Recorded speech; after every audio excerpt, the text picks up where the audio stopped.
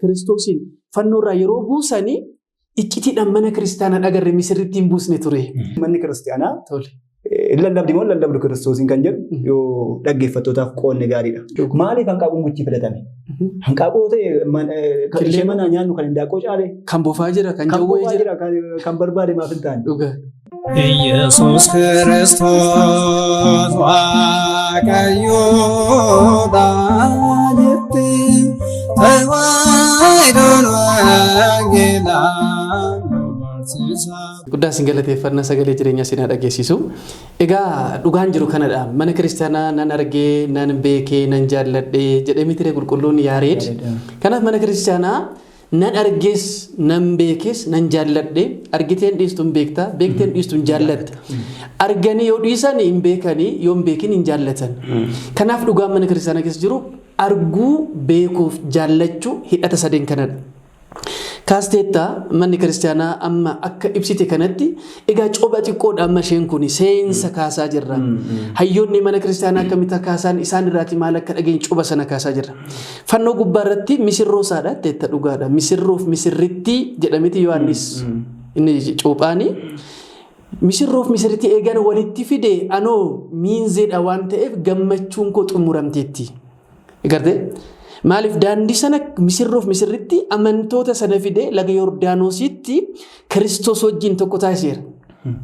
Lagni Yordaanos fakkeenya mana kiristaanaa taate jechuudha. Bakka Kiristoosii kiristaanota bakka tokkotti fide Yohaannis. Miti tokkummaa sana tokkummeessera. Kanaaf bakka biraatti cuuphaa jiranna ana gammachuun koo raawwatameera. Miizeen gammachuunsaa misirroof misirritti walitti fiduudha. Kanaaf misirroon immoo misirritti hin dhiisa? Hin dhiisu. Misirrittiinis misirroo ishee maal hin gootu? Hin dhiistu. Fannoo gubbaarra jenneerra dhuma mana kiristaanaa ijaartee dhuma fannoo qabaachuu baate mana kiristaanaa jechuu hin dandeenyu akkuma reefu kaasaa turteedha. Fakkeenya kanaaf jechaadha kiristaanonni baadiyyaa yoo argite mana citaa ijaaran gubbaarratti fannoo godhatu. Amma haalonni tokko ta'aa dhufe malee mee mana kiristaanaa baadiyyaa yeroo baay'ee deemi fagaadhumee kan durduri jaalaman. Mee keesseen utubaan saayyoo xiqqaate utubaa 7 utubaa 3 kanafaa qabatee jira dhugaa dubbachuudha. Guutuu isaarratti fannoo qaba. Mallattoo mana kiristaanaa akka ta'e fakkeenya as keessa kan jiraatan mana kiristaanaa xiqqoodha jedhamiti qulqulluun Yohaannis afaan warqeessi. Manni kiristaanota mana kiristaanaa ishee xiqqoo guddichatti si guddisuudha. Xiqqoodha kan ittiin jedhe sirni asitti raawwatamu suni mana kiristaanaa guddicha keessatti dhiigaaf foon waaqayyootu kennamu. Dhugaan mana kiristaanaa isa kanadha. Manni kiristaanaa dhiigni foon Kiristoos sirna sana raawwatee iccitiin raawwatee keessatti hin kaa'amne mana Kiristoos jedhamuu hin danda'u. Mana kiristaanaa jedhamuu hin danda'u. Kanaaf fannoo gubbaatti Kiristoos fannifameera akkuma jetti. Fannifameera eenyuuf jecha? Nu'iif jecha. Kiristaanotaaf jecha. Misirroo kana qabateet misirroo isaan dhiisu waan ta'eef jedha hayyuun tokko abbaan Giyoorgis Zagaasicha sin dubbata gara fannoo gubbaarratti ol ba'ee. Fannoo gubbaarratti foonsaa qulqulluu lubbuusaa qulqulluu irraati akka marmareefu kaaste yeroo adda baasu chinkaaraan rukutameera miti Kiristoos. Adda baasee yeroo jedhu Yoosefiif Niqoodimoos dhufa miti gara booddee irratti. Phiilaaxoos hin kadhatan foon Kiristoos jedhe. Hin kadhataniin foon Kiristoos kadhatan. Nuti amma hoodhaa jedhamnee kan dennu isaan garuu kadhatan jedhee fakkeenya kanaatiin barsiisu. Na maal jedhee yeroo sanatti Niqoodimoosii fi Yoosef inni Armaatiyaas Kiristoosiin fannoorraa yeroo buusanii iccitiidhaan mana kiristaanaa agarre misirritti hin buusne ture. Fannoo gubbaarratti ishee dhiisanii. Kanaaf amma qormaata ammatti jettu kanatti si galuufan seensa akkasii ta'uufi dhiisaniitii bu'anii. Kanaaf fannoo baannee gaafa deemnu keessa keenya kan jiru sana gubbaatti mul'isna. Namni tokko maal jedha? Fannoon keenya laphee keenya keessa jira. Waan keessa kee jiru gubbaatti yoo mul'isin jecha malee gocha hin ta'u. Kiristaanummaan immoo jecha toon ta'e maaliin? Gochadha. Mitiire? Jechaan otoo hin ta'in, iyyuun otoo hin ta'in, gochaan isa mul'istuudha. Yaa gooftaa naan jettu garuu hojiin inni hojjedhu hojjettanii akkamitti fayyitu hin jedhu Luqaas boqonnaa 6 lakkoofsa 56 gubbaarratti 46 gubbaarratti. Gooftaa naan jettu. Maqaa koo waama hundumtuu mootummaa koo kan dhaalu isinitti hin fakkaatin. Maqaa keetiin akkas gooneerraa mallattoo kana raawwanneerraa eenyu abboomneerraa seexana baasneerraa dhukkubsataa fayyine naan jettu garuu sin hin beekuun sin hin jedha miti Maatiyoos boqonnaa 7 lakkoofsa 21 gubbaarrattis. Maaliif dhugaan jiru Kiristoosiin iyyitee akkasumaan jechuurra gochaan kan mul'istu ortoo piraaktis yookaan piraaktiyaa jedhamiti qulqulluun Ateenaatiyoosi. Kanaaf gochaan mul'ista. Fannoo sana baattee gaafa deemtu gubbaa ol laalla yeroo hundumaa jechuudha. Gaafa ol jennu akkas ol jedheenni ija koo kaasiin si ilaala dhabamti qulqulluun Daawit faarsaa gubbaa irratti yeroo hundumaa fannoo argina. Fannoo sana gubbaa irratti kan fannifame eenyudha? Kiristoosidha. Yaadni keenya eessa jira? Achi gubbaa irratti rarra'eetii jira. Maaliif? Yaada biyya lafaa miti, yaada biyya samii keessa dhaabbanna. Qiddaasii yeroo dhaabbanne yeroo hundumaa maal jedha daaqoniin? Gara samiitti olaala laphee keessan ol taasisaa jedhamti yeroo hundumaa. Ol kaasaa laphee keessan ol qabaa yaada laphee keessanii fuudhaati samii keessan ga'a. Maaliif? Kiristoos samiidhaa dhufu sana isa ol ba'e sana akka yaa uummata Galiilaa maaliif akkasitti dhaabbattanii ol ilaaltu akkuma ol ba'e kanatti deebi'ee dhufan jennee hojii duukaa bu'oota gubbaa irratti. Kanaaf ergamoonni kan jedhan sana hin eegna yeroo hundumaa. Yaada biyya lafaa miti nuti kan deemu. Biyya samii gubbaadha. Kaayyoon keenyas achi jira waan ta'eef fannoo gubbaa gaafa laallu fannoo gaafa hidhan fannoo ol iksinii mormatti hidhannamii miti. Mana kiristaanaa fi sikoo morma ishee gubbaadhaan fannoon kan jirtu. Fannoon jiraachuu baannaan mana kiristaanaan jettu. Morma kee gubbaarra fannoon jiraachuu baannaan ati kiristaana jedhamuu hin dandeessu. Mallattoon nuu kenname nuti mana kiristaanaa mataan mana kiristaanaa eenyudha? Kiristoos. Kanaaf nuti immoo maal isaadha? Mana kiristaanaa qaama isaadha. Qaama fi mataa adda baasuu dandeessaa? Adda baasuu hin dandeessu. Wareegamummaan inni xumuraa yoo maal taatedha? Qaamni kee fi mormi kee yookaan mataan kee gaafa adda ba'edha. Kiristaanummaan wareegamummaan inni dhumaa mormi isaanii yookaan mataan isaanii qaama isaanii irraa yoo adda cite duwwaadha. Hamma sanatti cimanii fannoo godhachuun kanaafidha. Kiristoosiin mana kiristaanaa cala kan lallabu jira? Ortodoksii cala kan lallabu jira? Mee kanaafuu gara qormaataatti hin deemnaa? Maaliifidha manni kiristaanaa Kiristoosiin hin lallabdu warri jedhan kuni kaayyoo maalii qabu? Eessaas fidan barumsa akkanaa? Maalidha adeemsi isaanii kan jedhu calalluu yookaan immoo dhimbifnu barsiisa. Yaada baay'ee bareedaadha dhugaa dubbachuu fi yaada ka'uu qabudhas kan bira darbamuu hin qabnedha jechuudha. Akkuma kaastani manni kiristaanaa Kiristoosiin lallabdee hin beektu kan jedhu boodatti dhufname. Namoota akkas jedhan eenyudha warra akkas jedhanii maaliifis immoo jedhu maal dhabaniiti ofii isaaniiti yookaan immoo hanqina maalii qabu laata warra akkas jedhan kun moo dhuguma beekumsa hafuuraatiinis yookaan kitaaba qulqulluu wajjinis wal baranii mana kitaaba qulqulluu moo dhiifne manuma kiristaanaa wajjin iyyuu immoo sirriitti wal baranii akkas jechaa jiru moo maa inni kan isaanii kan jedhu dursa garuu nuti manni kiristaanaa lallabdi moo lallabdu Kiristoosiin kan jedhu yoo dhaggeeffattootaaf qoonne gaariidha. Sababiin isaa maaliif yeroo baay'een wanta ni taajjabu rakkoon namoota baay'ee jechuudha. Osoo kan keenyan bariini jecha namoonni bakkeedhaa jedhan fudhanna. Isa duukaa wal'aansoo wal qabna. Kan keenya osoo hin bariin jechuudha. Waan salphaa ture osoo dursinee kan keenya beekne gara sin deemu turre. Wal'aansoo waliin qabnu beekna kaakatti. Maaltu nama wajjin wal'aansoo wal nu qabsiise nuun. Ammatu kan keenyan bariin nama wajjin namni jedhu calaqqisa namni achi as calaqqisiisu yookaan immoo dhagaa namni achi as darbatu achi deebifnee daddarbachuutti kan keenyatti deebinee keessummaa taanaa jechuudha yeroo baay'ee rakkinni keenya kanadha. So kan akka hin taanee fi gamanumaan kan dabarsuus barbaadu bakka dursinee kan keenyaa beeknu waan namni nu gaafateef qofa yookaan immoo waan gaafatamneef qofne fiignee kitaaba qulqulluu laalla yoo ta'e waan gaafatamneef qofa fiignee seenaa nama nurra beeku tokko gaafachuudhaaf fiignee yoo ta'e rakkoodha. Dursinee kan keenya baruun murteessaadha jechuudha. Keessummaa ta'uu qabnu kan keenyatti. Egaan manni kiristaanaa Kiristoosiin hin lallabdi kan jedhu addunyaa kanarra yoo ilaalle hanga mana kiristaanaa qulqulleettii ortodoksii waloomaa yookaan immoo ortodoksii tawaahidoo hamma ishee Kiristoosiin kan lallabu hin jiru. Hamma ishee kan lallabu hin jiru mitiifi ittiin hin dorgoma jedheema harka kan baasu hin jiru. Filannoodhaaf kan dhiyaatu hin jiru. Kan lallabu hin jiru jechuun dandeenya. Isheedhaan alayyuu. Hin jiru bakka. Isheedhaan alayyuu kan lallabu hin jiru bakka. Hin jiru bakka. Ittiin hin dorgomaa kan jedhu alufu hin jiru. Waan beeknuufidha jechuudha. Kiristoosiin kan lallabu, Kiristoosiin jireenyaan kan agarsiisu. Lallaba isaa waltajjiirra dhaabannee lallabnu yookaan immoo afaan hin dubbannu qofaa miti. Jireenyaan kan agarsiisu jechaadha. Jireenya kan agarsiisu hamma mana kiristaanaa keenya tasumaayyuu hin jiru jechuudha. Sababiin isaa manni kiristaanaa ibsa ishee qaama ishee sila kaafneerra waan ta'eef keessa deddeebi'uun barbaachisu sa'aatii keenyattis fayyadamuuf.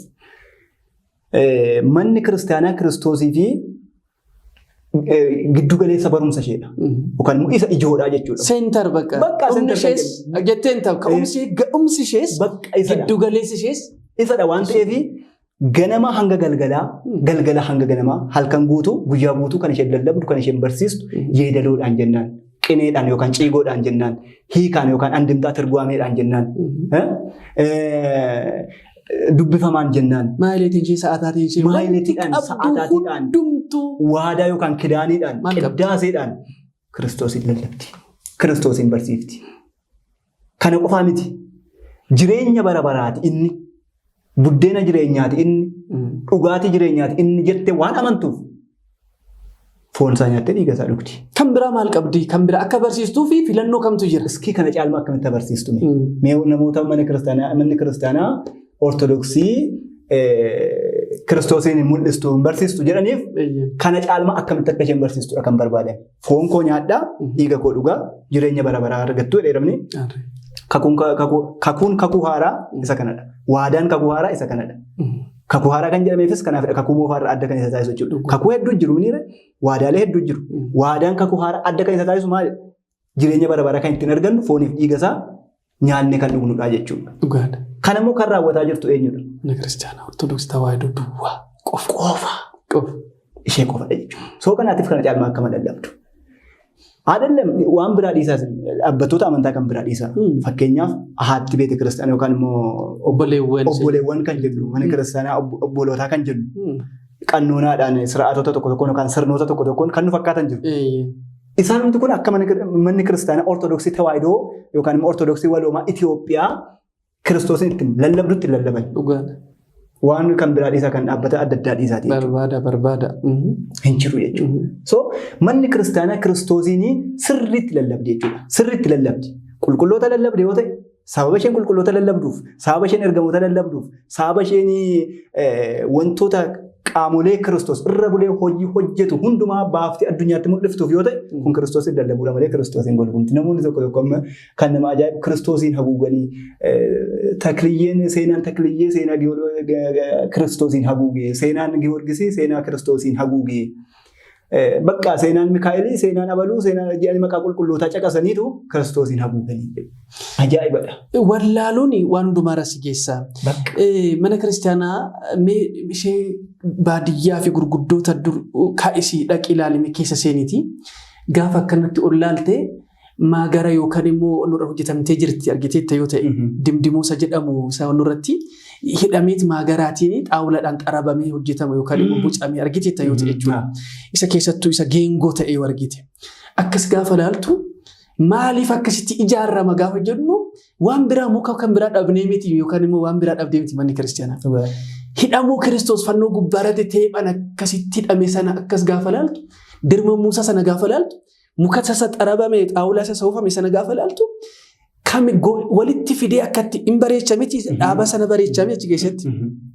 Argiteetta rukutamuun Kiristoos, reebamuun Kiristoos kan qulqulloonni isa wajjin ta'aniif wareegamummaan isaan fudhatan gaafa jennee ilaaluuf jecha akkasitti hidhamte jennee kan nuti ilaallu achi keessatti.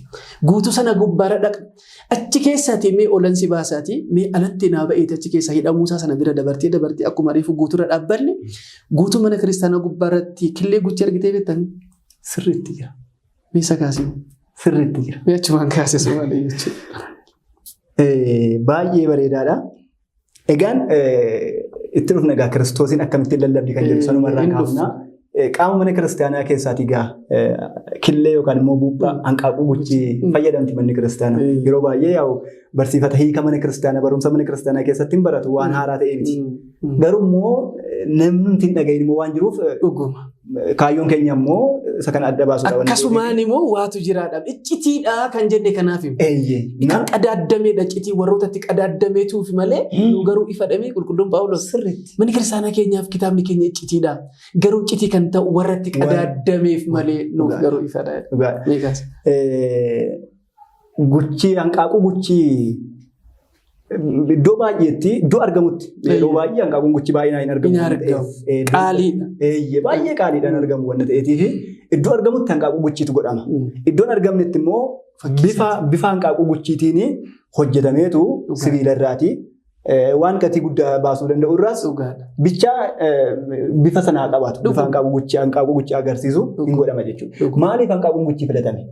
Hanqaaquu ta'e ishee mana nyaannu kan hindaaqqoo caale. Kan bofaa jira, kan jawwee jira. Kan barbaade maaf hin taane? Kan guchii filachuun maaliif barbaachise? Gaafa jennu seenaa keessatti yookaan immoo amalummaa ishee keessatti guchiin jechuudha. Bineensota yookaan immoo lubbu qabeeyyiiwwan balali'an keessaati guchiin. Akkuma warra kaanii hanqaaquudhaan yookaan buuphaadhaanidha kan ishee wal hortu jechuudha. Buuphaa kana kan wal hortu garuu akka nuti manatti yookaan immoo lukkuu biratti beeknu yookaan bakkeedha gogorriin jirti, sololi'aan jirti, wanti biraan jiru akka isaan sun itti wal horanitti miti. Isaan akkamitti wal horuu hanqaaquu yookaan buuphaa sana erga buusanii booda torbee sadiifis ta'uu danda'a. Bakka hamma seerri uumamaa isaanii isaaniif eeyyame hin hammatu kochoo isaaniitiin hammataniitu bulluqsu jechuudha. Hin ho'isu jechuudha. Erga ho'isanii booda ho'a sanaanii dhiigni achi keessa ture yookaan immoo dhangala'aanii qorshee sana keessa killee sana keessa ture gara lubbuutti jijjiirama. Inni kun hojii waaqayyooti. Kunis mana kiristaanaadhaaf dhugaa dubbatu. Iccitiin kun akkamitti akka ta'u Kiristoos maal jedhe kitaaba gubbaa irratti yaa warra Yerusaalem isin warroota raajota ari'attanii balleessitanii akka lukkuun ilmaan nyaanshee yookaan buuphaa ishee walitti qabattee hammattu sana sin hammachuuf bara meeqan barbaadeen diddan malee. Akka sana dhagaa. Egaan gara ajandaa keenyatti yommuu deemnu isaan kun akka kanatti ho'isaniitu caccabsanii keessaa baasu jechuudha. Kan guchii garuu haala kanarraa adda. Akkaataan itti wal horuu ishee yookaan immoo cuucii ishee yaastu sanarraa adda. Kunis maalinni jalqaba akkuma balali'oota yookaan immoo warroota kaaniitti buuphaa yookaan immoo killee sana buufti. Erga buuftee booda isheen haadha yookaan isheen buuphaa sana buufte isheen killee sana buufte isheen dhaltuun jechuudha. Dhimma hanqaaquu sanaan qabdu hin deemti jechuudha. Inni kormaa isa kormaatu hanqaaquu sana ilaala. Hanga gaafa hanqaaquun sun yookaan immoo buuphaan sun killeessa jechuu dandeenya. Loqoda adda addaa fayyadamne waan ta'eef. Hanga inni lubbuutti jijjiiramutti yookaan immoo cuuciin hanga sana keessaa ba'utti killee sana qorshee sana keessaa ba'utti ija isaa irraan kaasu. Hin ilaala jechuudha. Ija isaa sekendiidhaaf amanuu hin libsan namni akkasirraa kaasee jennaan hin bade. Maal ta'a akka keenyaatti ajeessaa jenna yookaan ajeessaa jedhama. Shaamaa yookaan tortoraa. Tortoraa hin bada bakka. Hin dhufu ilmaan wiiciin sun hin dhuftu. Lubbuun ta'u bakka walumaa galatti jireenyaan ta'u jechuudha. Hin dhangala'ee badaa jechuudha. Soo kanaatiif kormaanii kun yookaan inni dhiiraa kun guchiin kun ija isaa hanga isheen lubbuu godhattee qorshee sana keessaa cabdee ba'uu ishee guyyaan ishee ga'utti ija isaa irraan kaasu jechuudha. Akkasittiin ilaala. Soo kun maaliif ree maaltu walitti fidaree Kiristoosii wajjiniin? Maaltu walitti fidaa? Maaf achi taa'ee dhaqee gubbaa sana gubbaa irratti? Yoo jenne manni Kiristoos mana kiristaanaa yookaan immoo kiristaanota addunyaa kana jechuu dandeenya. Addunyaa kana ija isaarraa utuu hin buqqifatiin Waaqayyoo ija isaarraa utuu irraa hin buqqifatiin addunyaa kana hanga nuti jireenyaaf geenyutti nu eega jechuudha. Keessattuu mana kiristaanaadhaaf addadha. Ijji koos gara mana kanaa, gurri koos gara kana deema. Eenyummaa isaa tasidha kaa. Qaama isaa tasidha koo dhiiga isaa tasidha. Qaama isaa akkamitti dagatama ta'a? Dhiiga isaa tasidha wanna ta'eef foon isaa tasidha wanna ta'eefi qaama isaa waloomaatu asidha koo. Waaqummaa isaatiinis fooniinis qaamni isaa waloomaan as jira wanna ta'eef qaama isaa akkamittiin dagata namni. Hin dagatu jechuudha. Qaama isaa hin dagatu namni. Qaama kee akkamitti dagatta? Hin dagatamu bakka. Qaama keedha. Kanaaf Kiristoos yookaan immoo Waaqayyo yeroo hundumaa mana kiristaanarraa ija isaa kan hin buqqifanne. Mana isaarraa. Qaama isaarraa. Qaama isaarraa ija isaa kan hin buqqifanne. Kan yeroo hundumaa ilaalu, kan yeroo hundumaa daawwatu, kan yeroo hundumaa dhaggeeffatu, kan yeroo hundumaa gara ishee ta'e ta'uu isaa mirkaneessuuf hanqaaquun guchii kun yookaan immoo killeen kun mana kiristaanaatti godhama jechuudha. Torba godhama baay'inni isaa yeroo baay'ee jechuudha. Torba. Shanis. Sadis haa ta'u. Yaa ta'u ni hiika qaban mana kiristaanaa keenyatti hiika qaba. Garuu yeroo baay'ee torba maaliif godhama gaafa jennu yaa'u addunyaa kana irra ardii meeqa jira? Ardii torba jiramtee tokko. Ardii tokko addunyaan immoo. Jechuun sirriidha. Garuu torbatu jiru. Isaan kuni torban kanarra manni kiristaanaa ni jiraata. Dhuguu. Kiristoos immoo kan inni fannifameef naannoo tokko qofaaf miti. Guutuu addunyaa. Bakka tokko qofaaf miti. Torbaniif iyyuu fannifame. Fayyisaa addunyaa. Fayyisaa addunyaa, qoricha addunyaa jennaan addunyaa kan fayyisa. Kanaaf guutummaa kanarra kan jiru ija isaatiin akka daawwatu. Keessumatti immoo akkuma isin kaastan manni kiristaanaa bakka isheen jirtu ijji isaas akka irraa addan ba'an.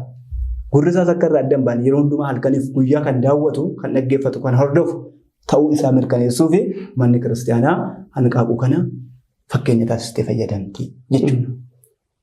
Ogummaan mana ishee ijaarrattee utubaawwan torbas dhaabbattee jedhame kitaaba fakkeenyaa gubbaarratti. Salamuun akkasii. Ogummaan jechuun Kiristoosii jedhamiti qiddaasee gubbaarratti Epifaaniyosis ogummaan kun Kiristoosidha. Iyyesuusidha. Kanaaf mana ijaarratoo utubaa torba kan ittiin jennu amma nuti uumamni keenya amala foonii afraniif amala lubbuu sadan sana torbaadha. Torba gonkaadha. Manni kiristaanaa gonkaadha. Guutummaa Kiristoosittis jedhamiti. Manni kiristaanaa guutummaa Kiristoos jedhama. Qulqulluun Phaawulos guutummaa Kiristoos. Kanaaf amma warri mana kiristaanaa qeeqan kana qabu hin jiru. Fannoon jira hin jiru. Beekottu garaa gaafii dhufteetti deemuu dandeessa. Egaan manni kiristaanaa Kiristoosiin haala kanaan ibsiti jechuudha. Jireenyi ishee wanti hundumti ishee jalqaba tokkoof yaadedha. Waa'ee qulqullootaa yoo labsitu Kiristoosiin lallabaa jirti. Waa'ee ergamoota gaafa lallabdu Kiristoosiin mul'isaa jirti, lallabaa jirti addunyaadhaaf jechuudha. Maaliif sababiin isaa? Isaan eenyu lallaban jennee gaafa kaasnu isa nutti agarsiisanii. Eeyyeegaa. Sodaatinaa gammadaa har'a kunoo daa'imni isiniif dhalateera Beetelemitti jedhee kan dubbate ergamaa qulqulluu Gabrieel yoo ta'e Zakkaariyaas wajjin mana qulqullummaa keessatti yoo mul'ate kuni Kiristoos dhokseenna.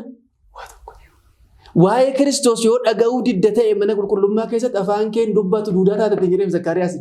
Ani kanan sitti himu Kiristoosiin Waaqayyoon sitti himaa jira. Hin dhoksee amma waa'ee isaa barsiisuun dhoksuudha. San kanan sitti himaa jiru waa'ee Waaqayyoo irraa ergameen dhufe kadhannaan kee Waaqayyo fuulduratti dhagahameera Zakkaariyaas. Kana fudhachuu didda taanaan ati Kiristoosiin dhoksaa jirta. Ani sitti himaan jira. Waa'ee kee dubbadhuuti Kiristoos akkas irratti dubbate beekii jedhe malee hin golgeen. Yoommaa hin golgita ta'e ati yoo dubbattu amantu ta'e waa'ee Waaqayyoo fudhachaa hin jirtu duudaa taatan dubbattutti hin jedhe. Dhoksuudhaa kun waa'ee Gabrielii barsiisuun dhoksuudhaa. Waa'ee takla Hayimaanoot reef kaaseera takla Aab takla Waldi takla Manfas Qidduus. Waaqayyo abbaan kan dhaabe, Waaqayyo ilmi kan dhaabe, Waaqayyo hafuura qulqulluu kan dhaabe, kan Sillaaseen dhaabe, biqiltuu Sillaasee jedhame dhoksuudhaaf. Wareegamaa qulqulluu Giyoorgisii yoo jenne isaan mootota 70 bakka tokkotti xaa'otoota isaanii wajjin balleesse waa'ee Kiristoosii mirkaneessee mul'ise dhoksuudhaaf. Kamitti barsiisu? Mee jedha kanaa jedhamas waan ta'eef jennee siin xumurru copha jettaniittu copha sana keessa waa'ee cophaa dubbachaa jirra waa'ee sana keessatti teeffame. Egaan waa'ee manni kiristaanaa Kiristoosiin hin lallabdu kan jedhu hordoftoonni keenya yookaan immoo keessumaa ijoollee tawaahidoo kan ta'anii dhugaa jiru hubachuu qabudha. Haa ilaalan, haa daawwatan, haa dhaggeeffatan. Dogoggoruu qabanidha bakka. Gurra isaanii eenyuuf kennuu qabu? Gurra keenya eenyuuf kennuu qabna kan jedhu adda baasuu qaban kiristaanni jechuudha. Eenyuun dhaggeeffachuu qabna. Lallabni koo booftis lallabeera. Daabiloosas boofarra bulee waan itti lallabeera. Dhugaadha. Dursee immoo Waaqayyoo isaanitti lallabee ture. Maarree. Osoo kan boofaa dhaggeeffachuu dhiisan ta'ee Addaamiif waan iyyuu dogoggoran ture mitiire. Phexrosii fi Daabiloosis Kiristoosiin waamaniiru. Lachuu isaanii maqaa isaa dhaaniiru jedha. Gooftaa jedhanii eenyudhaan qulqulluun Yohaannis afaan warqeenii. Ila Phexrosis yaa gooftaa si dhiisnee isa deemnaa nurraa adda hin bahinitti hin jedhu. Seexanni maal jedhe? Si wajjin jiraachuun barbaadu nurraa adda bahi nu dhiisi yeroon keenya ta'uun ga'in nu balleessuu dhuftee jedhanii nurraati deemedhanii jedhani. Nurraa deemedhan. Lachuu garuu maqaa Kiristoos waamanii moo waamu? Garuu kam dhaggeeffanna kan jedhu adda baasuun beekama. Kamitti yeroo keenya laachuu qabna? Keessumaa miidiyaa irratti.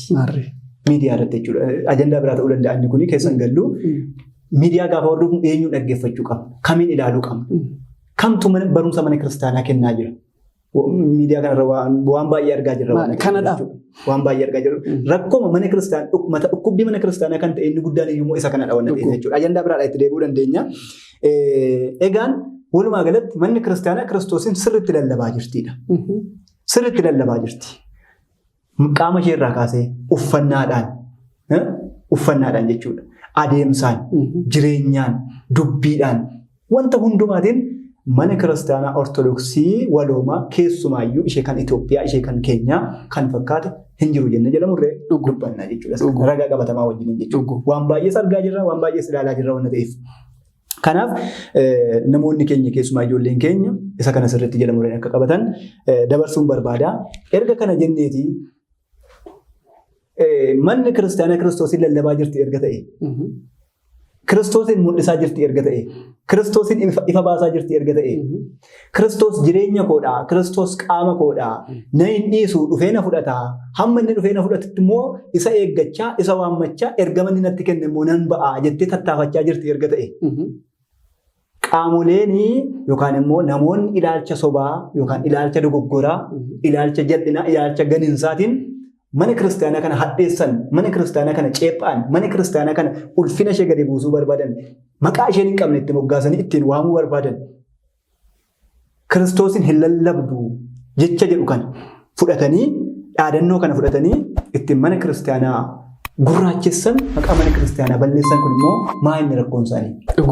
Kana amma gaafii guddaan Beeteleemii kaanee Qaraaniyoo geenyeerra sirna qiddaasii keessatti dhalachuu Kiristoosii kaanee deemnee dhufnee seennee baanee duuka bu'ummaa achi keessatti naanna'ame sana dhaqnee manxolaayiititti ol seennee amma golgaa sana ol gallee Qaraaniyoo gubbaarratti akkuma ol laalan sana geenyee fooniif dhiiga Waaqayyoo fudhannee achi keessatti luboota fannoo ixaana kun yeroo ixaanaati kun yeroo galataati jedhamee sana hundumaa arginee.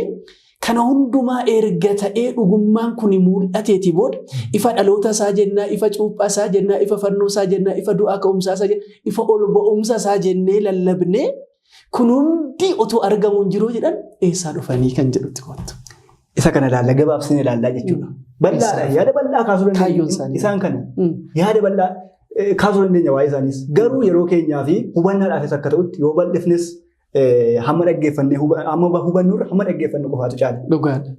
Dhaga'uurra immoo dhaggeeffannee hubachuutu irraa murteessaadha waan ta'eef ishee sanaaf waanuma muraasaa yoo kaasne bareedaadha jechuudha. Namoonni akkas jedhan kana bakka sadiitti qoonnee yoo ilaalle gaarii natti fakkaata.